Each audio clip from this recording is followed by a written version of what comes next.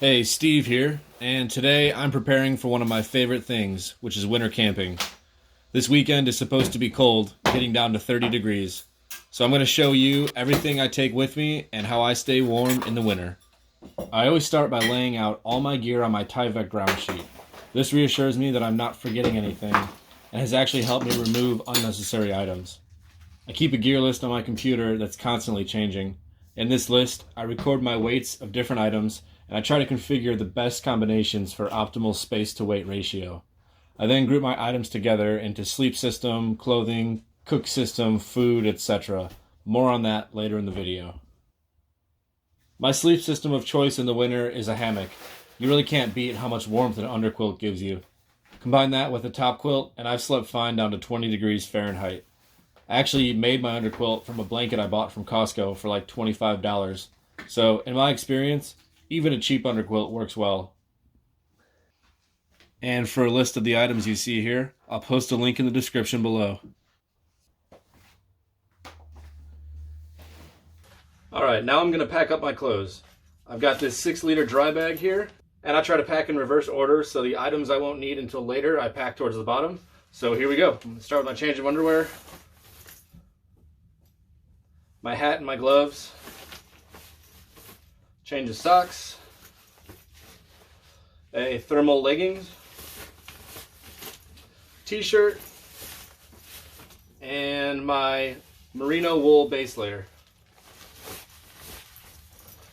Fit nicely in here. Make sure to remove all the air. And there you have it. I've got my sleep system here, and I like to do the same thing. So I use a hammock and my straps, my pillow, and my tarp. I've got a sock on my hammock that confines things. I've got my bug net already on my hammock, but it's inside the sock, so it comes together as one piece. Highly recommend getting one of these. And what I'm going to do is pack in reverse order. Here I go. Start with my pillow. Next will be my actual hammock.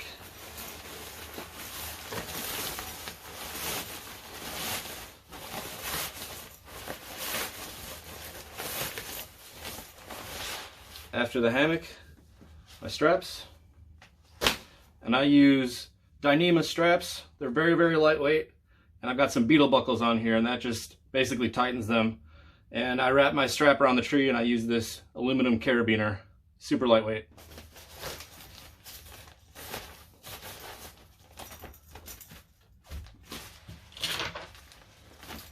My tarp goes on top because that's what I'll be pulling out first.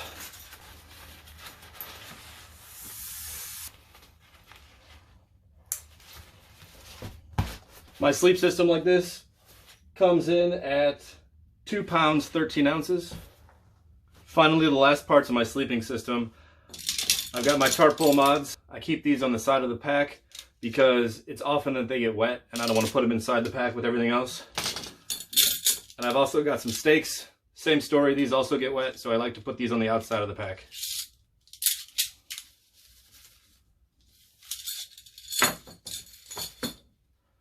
One trick I've learned, I bought little aluminum carabiners because they're lightweight. I put that on everything I own. Because when you're in the woods, there's no place to set things that's not dirty. So it's awesome having this. Just hook it on a line and you never have to worry about where your bags are. And I've got my quilts. I've got my underquilt in here. And I've got my sleeping bag in here. Since it's going to be 30 degrees, I like to take my sleeping bag, but chances are I'll leave it unzipped and open because it's super hot with this tiny little underquilt under my hammock. All in my entire sleeping system, from hammock, underquilt, sleeping bag, pull mods, and my stakes, everything comes in at a whopping 8 pounds 12 ounces, and that's still a lot of weight, but I'm going to be nice and warm in the wintertime. Next up, I'm going to show you how I put my cook set together. Now I just rock the old school Stanley steel cook set. I can put this on fire. I can put it over a stove. It's the best of both worlds. I take my mug. This is my one essential in cold weather. I drink tea out of here. I drink coffee out of here. It's my one thing that I can hold on to that's warm. It's my little comfort in the woods. So this cup goes in there. This is my little stove. That's it. It's the BRS mini stove. This thing's awesome. I think it was like 13 bucks on Amazon. Check that out. Take my stove, I put it on top of the cup, close off the lid, And then before I put that in my ditty bag here, I take the koozie and I bend it to the shape of the Stanley, put it on there, slide my spork in my koozie to give a little extra protection to the bottom of my bag, slide this whole unit into my cook set ditty bag, follow up with the fuel, goes right on top. The small size obviously works better, but the big one fits too. And then I take my hand sanitizer, stick it on the side, and now I've got a full cook set. Alright, so I've got this miscellaneous bag. I can't quite figure out what to do with it, but it's been getting smaller and smaller every time I go out, so that's good. I've got a battery bank. This is going to recharge my cell phone one time, and my headlamp and my flashlight one time. I've got a bag here of miscellaneous toiletries. I've got toothpicks, I've got lotion, I've got Advil in case anything happens, dental floss, and some Vaseline. I've got medical tape. I can't tell you how many times this comes in handy. I've got my own little makeshift first aid kit. I highly recommend bringing a first aid kit. Things always happen in the woods, so always be prepared. You never want to be cut and not have the proper bandaging to take care of yourself. And finally, I like little comforts. These are these little disposable toothbrushes. I find these to be the best thing ever when you're out in the woods on day 2 and day 3. So I take a pack of these just to stay fresh.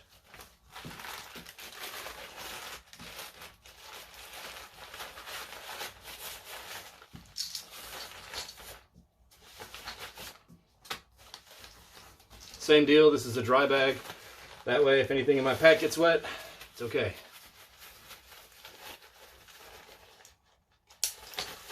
I keep these in the mesh pocket on the outside for easy access.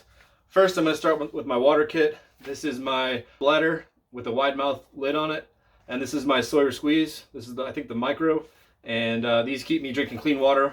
My hack is that I bring a smart water bottle. And smart water, they've got these flip top lids on it. And what that does is that fits very nicely into your Sawyer squeeze, so you can backwash it, get some nice pressure and backflow through there. So when you're out in the woods, you don't have to bring an extra item with you, which is that syringe that comes with the filter to backwash it.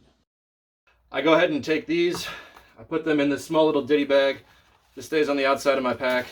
I can grab that and go if I find some water, which is really convenient. And I use this smart water bottle for multi-purpose. I love taking items and using them for more than one thing. I can drink out of it, I can fill water with it, backwash my filter, and I can also stay clean. This is my portable bidet, fits right in the top of the smart water bottle. Always make sure to bring your antibacterial soap, but this guy eliminates the need for several other pieces of equipment.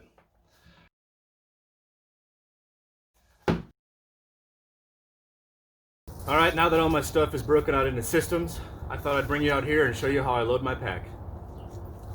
First off, I start with my quilts. I take it out of its stuff sack and I just shove it in there. That's going to help fill the void, and the stuff sack kind of restrains the quilt and doesn't allow it to fill the space as well.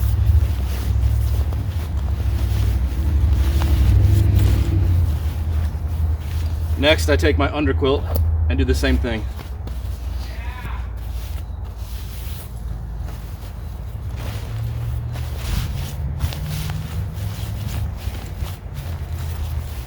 Finally, I finish it off with my tarp or my bag cover. This is my rain fly for my pack. I try to open it up so in case water does hit the back, my quilts are protected.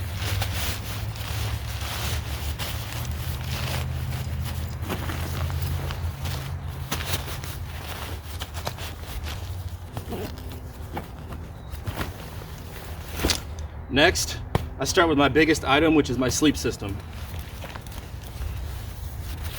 Since these bags are cubed in shape, I try to use that to my advantage. So this goes in the back and on the bottom, and I try to put it long ways in there. That allows most room on the sides for other items. One thing I want to mention, you definitely want to loosen all these straps before you pack, because typically the last time you used your pack, everything's pulled nice and tight, and you're not going to fit items in. Okay, got that one in. Next, I'm going to grab my clothes bag, and my clothes bag is going to fit in right along the side of it.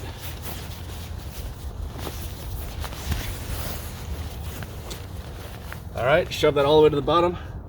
Next, I grab my chair since it's longest, and that goes on the other side.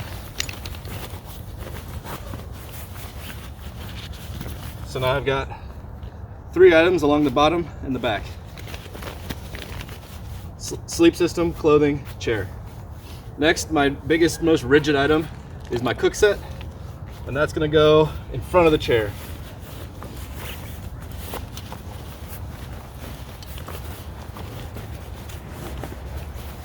So, cook set actually went in front of the chair all the way down to the bottom. And since that's a nice little gap, I'm gonna take my random bag and just throw that right on top. And then on the other side, we've got another little cavity here, and that's where I'm gonna shove my puff coat.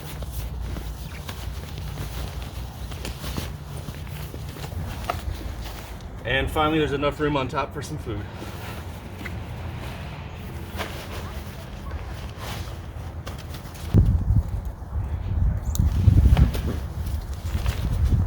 Next, I'm gonna fill the front pouch. So I've got my water filtration system, got my hygiene kit, and I've got my ground stakes. Okay, that's almost done. I'm gonna leave that open because I'm not completely done with that pack yet. Next, I've got a bunch of randoms. So I'm gonna start with my water bottle.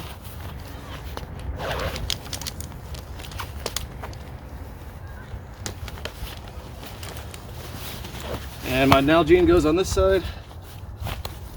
And this is my sunglasses case, but since I'm wearing them now, I'll just tuck that in there. And then I've got my pockets here. So right hip belt, I like to keep my headlamp, my flashlight, and a lighter. And on my left hip belt, I keep a compass, a set of gloves because I will be working with wood because I'm building fires, and a pocket billow. This is one of my favorite pieces of equipment, especially when you're dealing with a fire. Lastly, I grab my axe. A couple tips. Make sure to get some kind of protective cover on your axe. I can't tell you how many times I almost cut myself because this edge is sharp. So I put that in my cup holder. I tuck it in with this strap. And always make sure the blade is facing away from you while you're walking in case something were to happen and this came forward. Just the back will hit my head, not the blade. All right, pack is packed up, but I'm not yet ready to go.